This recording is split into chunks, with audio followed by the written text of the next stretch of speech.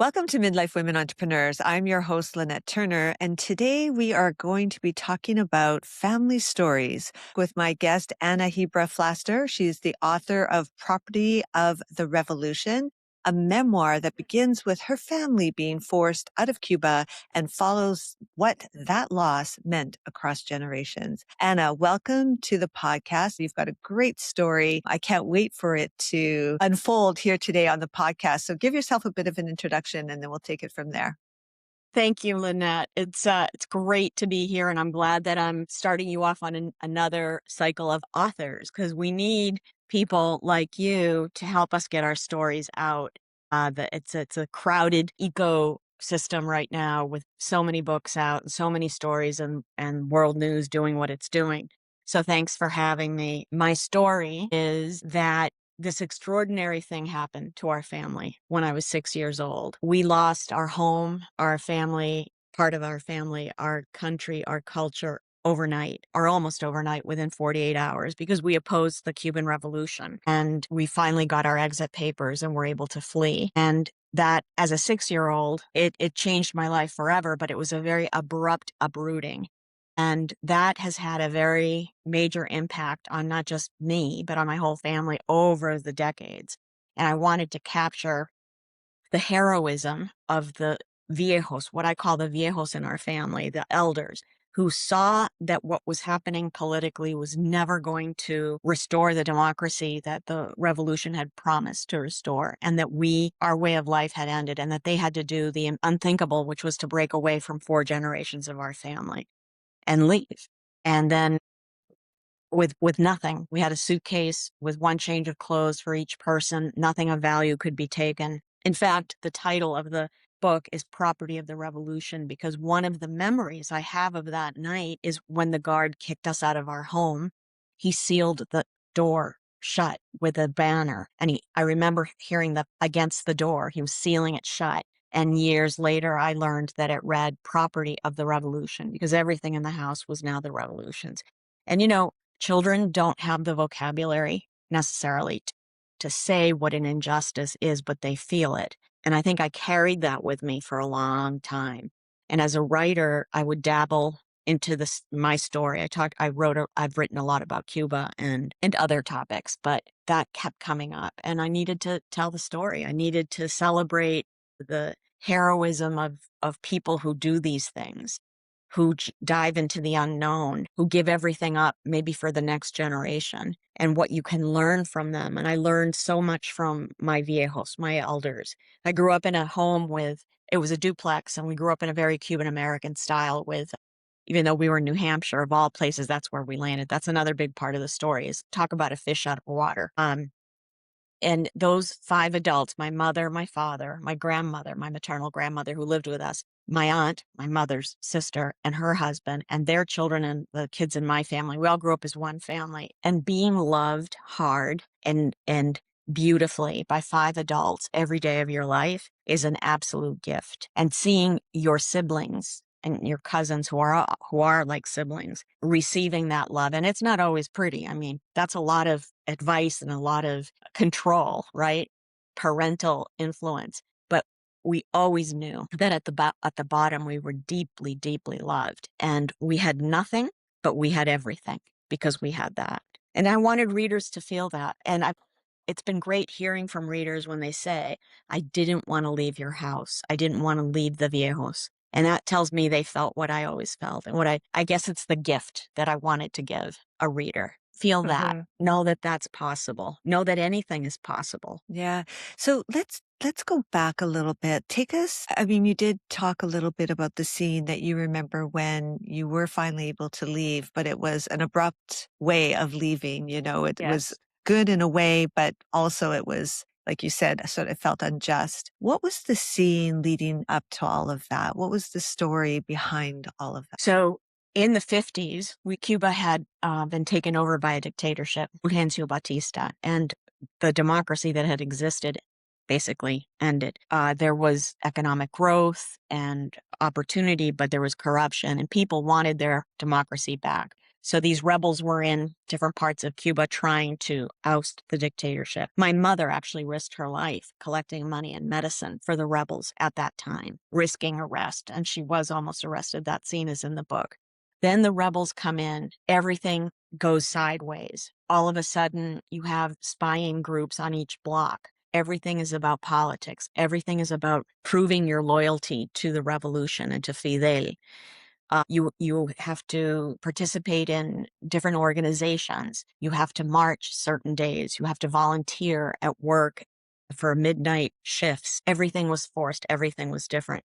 Neighbors began denouncing neighbors as counter-revolutionaries. That could ruin your life. There was this, and my mother described that time as living as if she was being asphyxiated. She couldn't breathe. They decided finally that they were going to do the unthinkable, which was leave. But Cubans had lost the right to leave their country, which they had always had. And now they needed to get an exit visa. When you applied for an exit visa, you became a gusano, a worm. That's what Castro called people who wanted to leave. And then as a worm, you had to renounce your job. Everyone knew you were a worm, a gusano. The police wouldn't help you if anything went wrong, and you were a target. And you didn't know if or when you would get that exit visa. So my parents waited for 3 years without work, without jobs, being targeted and thinking they might never get out. When all of a sudden, 3 years later, I'm walking home from my grandmother's house, and there's a mob in front of the house. There's a motorcycle. No one in the barrio had a motorcycle. I go inside. There's a guard there with a gun. He's interviewing my parents, writing things down. My mother's running around, packing a suitcase. My grandmother's holding my baby brother, crying. Then he takes us out and he seals the door. And basically we had 48 hours to say goodbye to everybody. And then we would be leaving for the United States. 2 days later, you couldn't take anything of value, as I think I said that right. You could take one change of clothes for each person. So you had one suitcase, one change of clothes for each person, nothing of value, no diploma, no jewelry, no money. Also, the head of the committee for the revolution for the defense of the revolution came that when the guard arrived to take an inventory of everything in the house, because the day that you applied for the exit visa, you had to show the Committee for the Defense of the Revolution on your block. Every block had one, what you had in your home. They did an inventory, because when your exit papers arrived and you left, everything had to be there. You couldn't sell or give away anything in your home from that day forward. So that was one of the other things I remember seeing. Juana was her name, walking around with a clipboard. And so within 48 hours, we had said goodbye to great grandparents, grandaunts, and uncles, people who lived all over. This is something Americans don't get. In these other cultures, you don't really leave. You stay in your area. So I had 4 generations of both sides of my family on the blocks around me. Everybody knew everybody. And we never saw those people again. 1 or 2 we may have seen. And my great grandfather in particular was 90, I think. And it was very difficult for my grandmother to leave him, but her brother said he would take care of him, and that she needed to be with her daughters. So my grandmother lost the most of all of us, because she never saw her brother or her father again and wasn't able to care for them when they were dying. They were both ill and they were dying. So we carried all of that with us. We were 3 days in a refugee center in Miami. And then we were in New York City for a very brief couple of weeks. I started school there. And then another week later, we were in New Hampshire, in Nashua, New Hampshire. And with a snowstorm, a blizzard that dumped 18 inches on us. And my grandmother was sure we would all die of pneumonia, because the climate is a threat when you're used to the Caribbean. So that was 1967, November. We get here, and this country is in the middle of a lot of turmoil, right? There are race riots and anti-war protests against the Vietnamese War, and hippies. My parents didn't know what to make of any of that. And so they loved the New Hampshire state motto, live free or die. They barely spoke English, but they knew what that meant. They loved that. They loved that it was near the Canadian border. They figured if there was a revolution in this country, they'd be able to get out through there. And they had a saying, which was, keep the Studebaker's tank half full. Because once you've lost everything like that, you're never the same. And you've always got one, you're poised to jump if you have to. And that affects you. This is, I call it refugeedom, which is different than immigranthood. Refugeedom, we don't get to go back generally. We don't get to see those people again.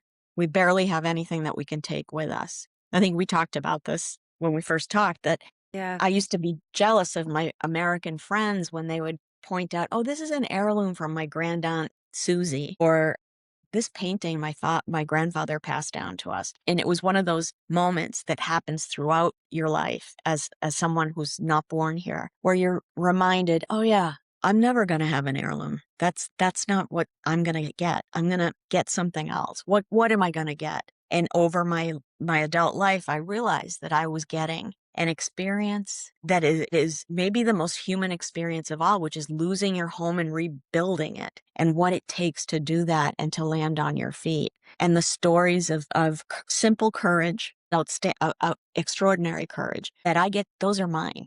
I lived those. My parents showed me those. And maybe that's a better heirloom than Yeah. the China set. Yeah, exactly. And when we did talk about that on the pre-call, and I didn't even think of it that way, I don't, you don't, if you're not in it, it's hard to relate to it, I guess, or to feel that depth. And I feel like that was a big depth for you to realize that your heirlooms were your stories. I guess that was a big aha for you. Yeah. What story did your family tell about surviving and starting over? And I mean, this is probably obvious, but were there any regrets leaving family behind? I'm sure there's overwhelming guilt, but would they still do it over again? I think there were regrets because it's impossible to have that kind of thing happen and not look back and wonder about tweaks in the plan that you could have made. I think for my grandmother, that regret was not being able to fulfill her duty. In our culture, caring for your elders is a responsibility and honor and an expectation that you have in yourself. There were no nursing homes in Cuba. There still aren't any nursing homes in Cuba. And she wasn't able to do that. So it was something left unfulfilled. So as far as a regret, I know that in the end, she was really glad that she came with us and that she was surrounded by great grandchildren and grandchildren and children who loved her. But that probably stayed with her. For my parents, it was probably more a culture that you cannot get back. And even what you left behind is gone. It's not the same culture now as it was in their youth when things were so good. We were working class Cubans. We never had anything really of material value, but we had this extraordinary community. I'm here in Miami today, and I was just with my aunt and uncle who are in their 80s. And we spent the afternoon laughing about the nicknames of people in the neighborhood and how people just called each other these nicknames that in the United. I actually wrote an NPR piece about this a long time ago. That's what started the conversation. But it's that familiarity that you have, your family almost, because your great grandfathers were friends and you're all there. Everyone's there. So that kind of community, having let that go, uh, and the values of that culture, the value of caring for your elders, the value of caring for your community, of helping your community, that was hard for them to find here. And remember, it's 1967. There were no Hispanics anywhere, let alone Cubans. You might find a Puerto Rican every now and then. You might find a Dominican, maybe a Mexican. And when I was little, I thought that Spanish was something that only we spoke in our home. I didn't realize that that was something a whole bunch of other people spoke, because we were the only place where I heard Spanish. It wasn't on TV. It wasn't on the radio. So whenever I saw someone the first time I saw a family that was speaking Spanish, we had gone to a lake, and I thought, I didn't know those cousins lived near here. I could have been playing with those kids. And I said to my mother, why didn't you tell me about these primos, these cousins? She said, they're not, they're from Ecuador. But that's how I began to realize, my God, there's something, I'm part of something bigger, because I thought that was it. Yeah, that's really cool. That's really But cool. Yeah. you asked about stories, and s- to me, so my mother's battle cry was Ponte Guapa. It's the first chapter of my book. Ponte Guapa, Ponte, Guapa. Guapa in some Spanish countries means beautiful. In Cuba, it means brave and beautiful, because it is. Brave is beautiful. And so she would say when something was going awry, Ponte Guapa, make yourself brave. And that helped me all my life. I would hear it when I needed it. I tell my daughter that. I tell my son that. In his case, I say Ponte Guapo. And I saw her live it. And I saw all of the adults in my family live that. They would make themselves brave. And part of how they made themselves brave was by keeping the family together throughout everything and nurturing each other. And I don't mean to make it sound like, oh, it was this beautiful kumbaya scene all the time. We fought like cats and dogs. You can imagine 3 women, mothers, a mother and two daughters, and 5 children, and raising everybody in the same house. There were arguments left and right, but you always knew where you stood with everybody because nobody held back. And you knew that they had your back. So, but by being brave, Ponte Guapa, keep your family, find your people, and keep the good people, the people who are, I realize that not every family is nurturing. I had the great luck of being part of one, and staying together helped them decipher this new world, the culture, a culture that was so bizarre, a climate that was so bizarre. And I also think the story that they told, which wasn't a true story completely, saved us. They believed, and they would say, we beat Castro. We beat the revolution. We beat communism. Look at us go. We're amazing. We're amazing. And we had nothing, but that was what we heard. So we thought we had everything. And it made us feel invincible when we literally had eggs and rice to eat for I don't know how long. That's all we had.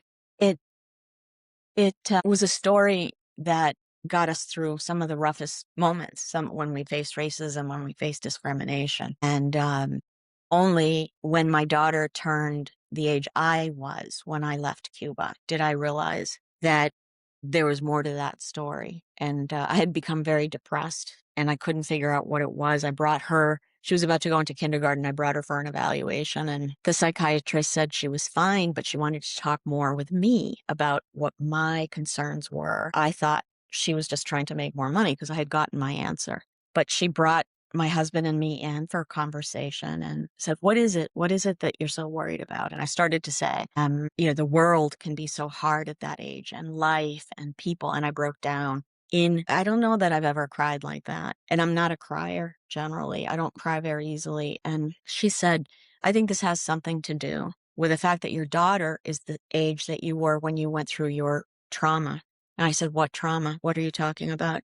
And she said, well, you described your family history. You said that, you'd been kicked out of your house, you'd lost your home, your family, your country, your language. And within a couple of days, and you were in New Hampshire and you didn't know anybody, and the language and the culture. Well, that's trauma. I said, that's not trauma, because if that was trauma, then the other story was wrong. And I rejected it. I was thinking Americans and their freaking traumas, Yeah. why is everything a trauma with these people? And then I started to have all these memories come back that I had buried. I couldn't believe some of the things that came rushing back, partly because I began writing more about it. And then I realized that it had taken a lot out of it, and that we had won, but we had lost a lot. And at first I thought, and most of them were still alive then, so I could go back, and they were more than happy to answer questions and think about how that story might not have been accurate, but they wouldn't have changed it. That's what we needed to hear. And I know your listeners look for inspiration and ideas for how to confront these major problems as business people, as just women, mothers. And it's a very interesting dilemma when we have to tell ourselves a story that might not be totally true, but that we need to cling to get to the other side of that. It's the most Yeah. hopeful version. And then once we're safe, we can look back and unpack whatever needs to be unpacked. That's what I did. That's partly why the book exists. And I feel like my life is, well, it's obviously more complicated when you see the full picture, but it's also richer, and you feel like you know more about being a human being. Yeah. And there's a strength in that challenge of looking at the hard stuff that comes after you've looked at it. When you think about what's going on with Cuba now, what are your feelings? I worry, Lynette, that a lot of non-Cubans, anybody in Latin America will know that the hardships that the Cubans are going through right now predate this oil blockade by many years, decades even. And Cubans want their freedom. They want a say in their future. They've had the same dictatorship for 67 years. And I worry that the reports, the articles that I see often don't give that context. And they make it look like everything, that all these horrible things are because of this new policy from the US, when everybody knows that's been that way for many, many, many years. And it's a dictatorship. Some people have a hard time calling it that. There are friends of the revolution around the world who still believe that this was this great thing, and it wasn't. It didn't, never did what it promised, the free and fair elections, and it kept everyone in poverty. Cuba was one of the strongest economies in the hemisphere, and ranked in top categories of economic development in the 50s. There was corruption, there were other problems, but Cubans have been living in dire poverty for many years, and they're not permitted to have businesses, to even move around freely in their own country. It is a totalitarian dictatorship. And so what I hope will happen is that somehow they'll all leave, although I don't think people like that will leave easily. But that's what this past weekend, there were protests all over Cuba. Cubans are burning trash that the government hasn't picked up in years, mounds and mounds of trash. They're burning them at night when there are power outages, and they're protected in the darkness, because if the police catch you protesting, you go to jail and you get 6 years, 7 years, 8 years for protesting, for asking for light. So let's hope, I can only hope and pray that this is finally it. Yeah. But that regime is very, very good at holding on to power, and they've learned a lot. They've outlasted all of our presidents, you know. Yeah. So When I think about you and you telling your story and, you were clearly, there was a little bit of, still feelings there, emotions, whatever, when you were just even telling your story now. When I think about other women and they've got a story inside of them, but maybe they're a little bit too afraid to put it into words or to get it written down. What would you say to them to encourage them that the pen can be a path to yeah, healing, I guess? it really can. But I also acknowledge that fear. I face that fear every single day when I would go to write. It's a real fear, that the way I did it was, well, I had my son. My son was pushing me. He would text me, "Did you write today? Did you write today?" And I'd say, "Well, it's something." Nope, that's not an answer. That's not a good excuse. I'm going to check tomorrow. It's good to have somebody if you're working on a book length thing. But if you're writing for yourself, I would do it. People say, "Oh, first thing in the morning." Well, maybe that doesn't work for you. Maybe you're a late night person. But the idea is to write even a page of what it is that you're feeling or what it is that you want to explore. And I think ending, because I would always do this when I was writing the book, I would end either in the middle of a scene or at a point where I really wanted to see what would happen next, or finish. And guess what? That makes you much more likely to go back to it the next day. Leave something juicy for yourself to go back to. I also found that rewarding myself when I would finish a chapter, or when I would write for the number of hours that I wanted to write for, I would always have a prize. And for me, the prize is digging in my garden and weeding, or planting this beautiful plant that I just bought at the grocery store, and I want to put it in the ground, or pruning, doing things with my hands. When I'm nervous, I find doing things with my hands really helps, even folding, ironing. But it was a great way, doing something physical was a great way to unhook from this mental challenge of putting down in words these abstract feelings, these immense moments and emotions. Yeah, no, that's really good. And I just think about too, like if you're thinking about, the stories inside of you and writing them, that's good. And to get them out doesn't even need to become an actual published book, right? And I feel like there's a lot of healing in that process. What do you recommend somebody would do if they wanted to have similar memoir style book, but they know they need to go and ask family some questions? But they're a little bit afraid to, well, if I ask so and so, I know that my mom's not going to say anything, or my dad or my cousins or whatever. How would you encourage them to still write the book and still try to get those stories? I don't know that you could ever force anybody I happen to come from a very not everybody was a storyteller, but as I said earlier, you knew where you stood with everybody in that family because they would just tell you. So I rarely had that problem. Although some people would be much more some people are just more natural storytellers, and they if you wrote down, for example, the words that came out of my father's mouth, you'd have a short story. That's how good of a storyteller was. You just would have to I actually did that once, and it got published. And somebody asked me if I had interviewed the person, and I said, "I didn't really interview. I asked a question, and that's what came out." And other people were more black and white and gave you just the facts. Here's something that and I don't know that people would really allow you to record them, but I would love that. I found sometimes that recording people would stop them, but other times they would usually they forget that they're being recorded. And then they want to listen to it, what you recorded, and they love it. And then it's easier to get them back because they see that it's safe. They see that it's a beautiful thing. So maybe showing them, but let's just play this game. I want you to tell me the story of the craziest person in your youth, whatever. And then you play it back for them and you see that they see that it's harmless. The other way to do it is if you know the person and you know the general story that you're after, you can say what you imagine happened. So you've heard a story and you can write about it as if you know what happened and say, I wasn't, this didn't happen to me, but I know how I would react and I know how my other people in my family would react. And I imagine that she said this and he did that. And you can create something and maybe you can create it the way you want it to be. Yeah, no, exactly. So what's next for you, Anna? Well, immediately I have a really exciting event in 2 nights at the University of Miami with another Cuban American author, Elena Shepherd, who also has a memoir out. And the Cuban Heritage Collection at the Library of the University of Miami invited us to talk. And we're being interviewed by Midlife and it's going to be, there's a reception. It's going to be a great evening. I've got a lot going on, a lot of speaking engagements. The book has won a number of prizes, and I'm very excited about going to the American Library Association's conference in June. I have another book in the works, untitled, and about the artist-driven protests that happened in Cuba in 2021.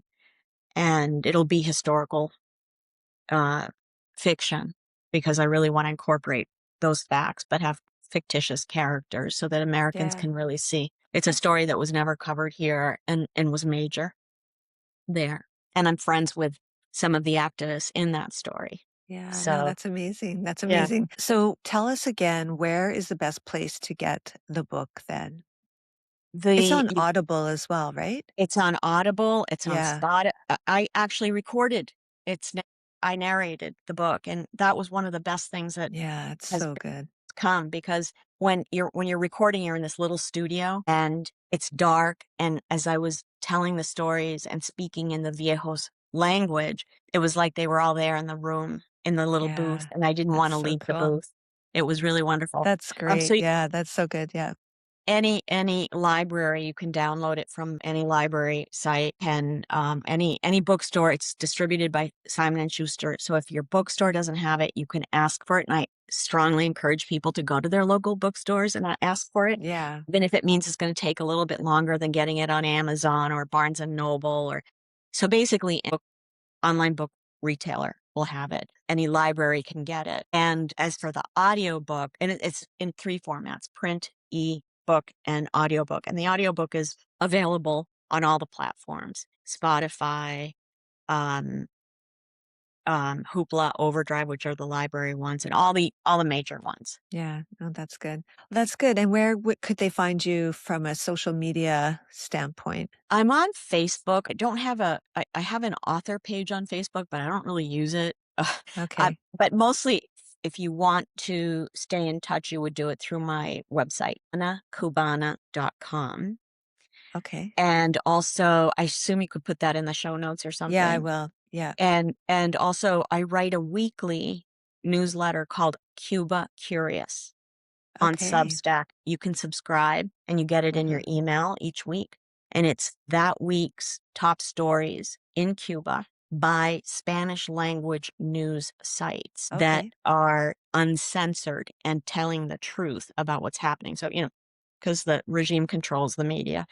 So these are uncensored sources and they really tell you the behind the scenes stories. Okay, well, that's great. Thank you so much for sharing your story. I can't even imagine going through that. And you definitely left an impression while you were just telling, even just in this 30 minutes together. So I encourage everybody to go out and grab the book. So, and good luck with the rest of wherever this book takes you and your next book as well. Thanks so much, Lynette. And I love what you're doing. And I think we need this kind of boost Yeah. regularly. So I'm glad you're out there doing that for us. Okay. Well, it's amazing. Thank you so much. Thank you. Bye bye.